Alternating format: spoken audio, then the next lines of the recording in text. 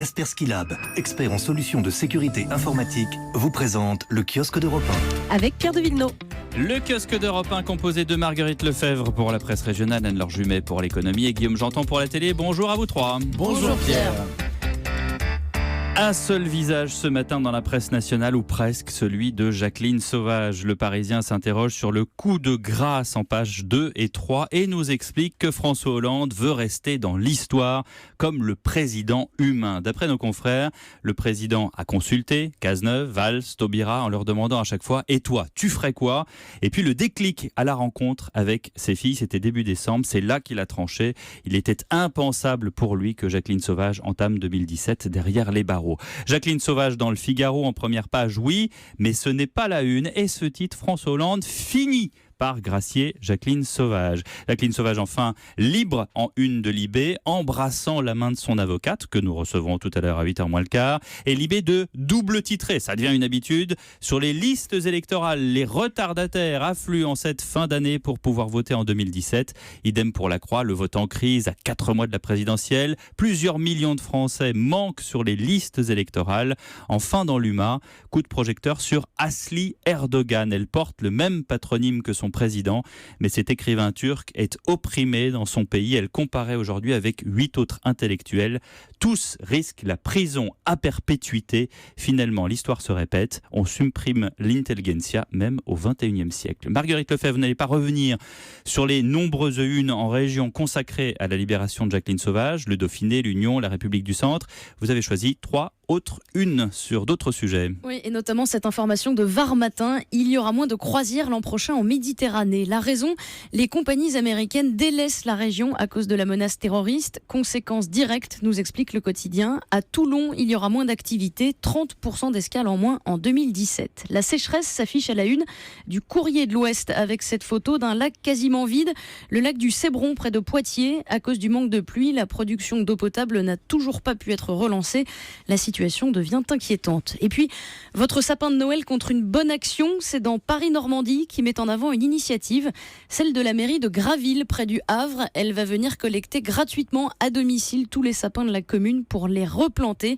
Les arbres seront offerts l'hiver prochain aux familles défavorisées. Oui, ça devient une mode de replanter le sapin et c'est très très bien. L'histoire du jour, Marguerite, elle nous emmène en Normandie où la qualité des soins de l'hôpital de Vire est visiblement à remettre en cause. Oui, si l'on en croit le témoignage de Catherine et sa fille Mélissa dans la Manche libre. Les 2 femmes ont été victimes d'un accident de voiture le 14 décembre dernier dans le Calvados. Après 45 minutes d'attente aux urgences, elles sont prises en charge. La mère passe une radio, la fille aucune. Elles ressortent toutes les 2 sans médicaments. Dans la nuit, les douleurs sont trop vives. Elles retournent à l'hôpital le lendemain. Entre-temps, leur dossier a été perdu. Il faut tout recommencer. Bilan des radios cette fois-ci, contusion bénigne et courbature musculaire. 2 jours plus tard, ça ne va toujours pas mieux. Cette fois, c'est à la clinique qu'elles vont se faire ausculter. Et là, le diagnostic est bien différent. Catherine et sa fille souffriraient en fait de multiples fractures des côtes, du sternum, d'entorses et de traumatismes crâniens. Catherine a désormais l'intention de se retourner contre cet hôpital. On ne peut pas laisser sortir des gens blessés, s'indigne-t-elle. L'hôpital de Vire assure pour l'instant n'avoir reçu aucune plainte. Eh bien voilà une histoire que l'on suivra. Merci Marguerite Lefebvre, l'économie Anne-Laure Jumet. Et vous nous emmenez au Japon où un cas de suicide au travail provoque la démission d'un PDG. Oui, au cœur du scandale, l'entreprise Dentsu, un géant de la pub, une société réputée au Japon, c'est-à-dire sur le site internet des Échos et de l'Express notamment. Il y a tout juste un an, une jeune femme âgée de 24 ans, Matsuri Takahashi, met fin à ses jours. Elle ne supportait plus ses conditions de travail. Elle avait travaillé notamment 105 heures supplémentaires sur un mois. Elle endurait les réflexions rabaissantes d'un supérieur et était tombée en dépression avant donc de se suicider. Alors au Japon, la mort par excès de travail porte un nom. Vous savez ce que c'est ? Karoshi. Voilà, bravo. Vous l'avez lu quelque part peut-être. Quelque part, sur votre texte, Anne-Laure Jumet. Et le décès de cette salariée... Cela dit, c'est pas drôle. Non, c'est vrai. Et le décès de cette salariée a été reconnu comme tel en septembre dernier. On a qualifié de Karoshi cette mort. Dans cette affaire qui a fait la une des médias, il y a donc eu un nouveau développement. Hier, les autorités japonaises ont annoncé leur intention de porter plainte contre Dentsu pour violation du droit du travail. Et dans la foulée, le PDG de Dentsu a annoncé sa démission. Il a reconnu sa responsabilité dans le drame. D'ailleurs, L'enquête conduite par les services sanitaires de Tokyo a montré que d'autres salariés du groupe étaient soumis à une charge de travail excessive. Et d'ailleurs, l'entreprise n'en est pas à sa première alerte. Elle avait déjà été épinglée au début des années 90 pour un cas similaire. Et Anne-Laure, cette plainte lancée par les autorités japonaises marque le signe d'une prise de conscience des conditions de travail. Oui, parce que le Premier ministre japonais, Shinzo Abe, souhaite réformer le droit du travail. Et hier, le porte-parole du gouvernement a d'ailleurs eu ces mots.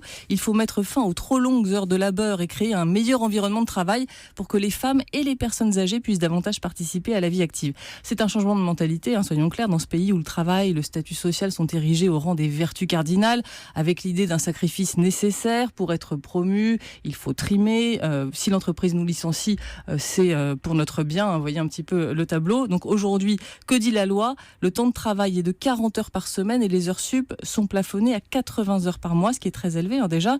Et en plus, dans les faits, les employeurs ont toute liberté pour faire sauter ce plafond en échange souvent d'une majoration de salaire. Donc le gouvernement réfléchit à une réforme du droit du travail pour limiter cette liberté offerte aux chefs d'entreprise.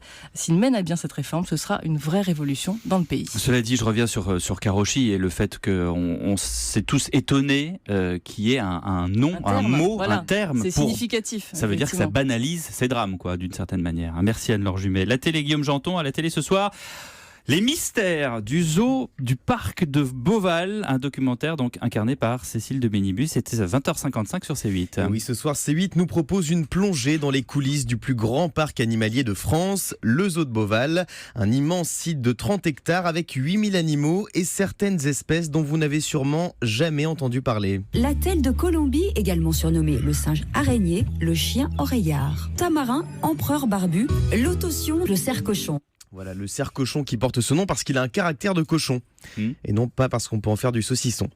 C'est drôle ça, merci. Gros succès de cette blague. Ce documentaire, il est incarné par Cécile de Bénibus. L'animatrice part à la rencontre des 500 personnes qui se dévouent corps et âme au bon fonctionnement du parc.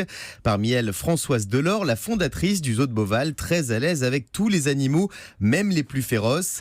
Écoutez la manière dont elle parle à cette hyène très dangereuse nommée Babrac. On dirait qu'elle joue avec un petit chaton trop mignon. Ah, c'est une hyène que j'ai élevée. Babrac. Ah, ben qu'est-ce qu'il y a, Mimine? Bon, le caméra. Oh, qu'est-ce que c'est que Mimine. ça vient de voir, Babrac? Babrac, regardez comme elle est belle. Oui, bonjour, bonjour. Oui, c'est moi. Oui, là, c'est le gros câlin. Là, c'est le gros câlin. Oh là là là là Ah oui, là là. c'est une hyène donc. Voilà, elle peut se faire arracher le bras à tout moment, C'est mais ça n'a ça. pas l'air de la déranger en tout cas. Nous on a un Babrac aussi, c'est Thibaut de Barberac qui est rédacteur en chef chez nous. Voilà, on l'appellera Mimine, tiens. Voilà. Coucou Mimine. Alors Mimine. ce soir, vous rencontrerez donc la patronne du zoo, mais aussi des vétérinaires et des soigneurs qui œuvrent au quotidien pour le bien-être des animaux, en leur inventant notamment des activités pour éviter qu'ils s'ennuient. Exemple avec ce jeu des plus improbables réservé aux jeunes gorilles. On a mis en place ce petit jeu. Là, il va falloir qu'elle fasse tomber les légumes avec un bâton. C'est bien ma grande, continue ma belle. On appelle ça nous le cache-cache légumes. Le cache-cache légumes, voilà. Bon, si vous avez des enfants, Oui. sachez que le cache-cache légumes ne plaît qu'aux gorilles et aux rongeurs. D'accord. Alors, il faut bien le dire, c'est Je loin le note d'être parce que- le premier documentaire consacré aux zoo de Beauval, mais celui-ci est à ne pas manquer, notamment pour son côté interactif. Plusieurs internautes ont pu poser des questions directement à Cécile de Bénibus pendant le tournage grâce à une application. Alors, rendez-vous ce soir sur C8 pour un reportage qui va vous faire rugir de plaisir, Pierre. Et ça c'est la classe, je rêve d'emmener mes enfants aux zoo de Beauval. Merci Guillaume Janton, on vous retrouve à 9h pour le grand direct des médias. Merci à tous, rideau sur le kiosque. C'était le kiosque d'Europe 1 avec Kaspersky Lab, expert en solutions de sécurité informatique. 400 millions d'utilisateurs sont aujourd'hui protégés grâce à Kaspersky Lab. Plus d'infos sur kaspersky.fr. Europe 1,